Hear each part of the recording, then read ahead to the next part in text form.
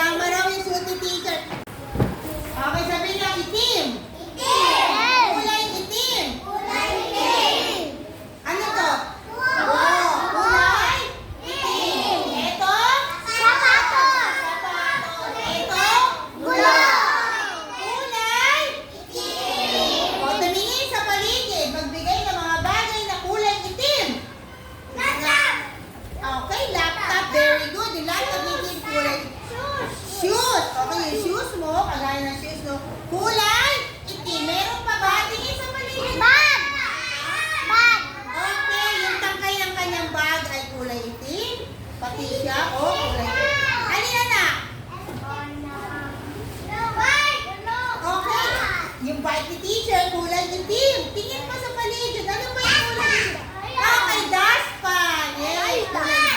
Electric fan. Ano ba ang kulay itim? Panda! Ha? Kayo pahinahan ni teacher ng higaan kulay? Alam! Ano pa? Meron pa bang kulay itim? Short! Marami kulay itim. Yes. Short! Asaan ang short na kulay itim? Ayan! Yes. Ano anak? Mark Alvin, ano siya sabi mo kulay itim? Palda! Palda! Asaan ang pajama? Ayan, tutun mo! Pal! Pal! Pal! Palda! Pajama. So pajama raw yung suot ni teacher. Pajama ba?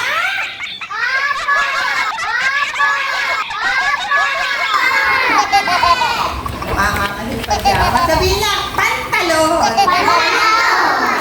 At tatawa niya. Pantalon. Kulay. Palakpakan naman. Very good. Ayan. Nila yung mga kulay. Galing ha. Pajama talaga. Pajama. Pajama.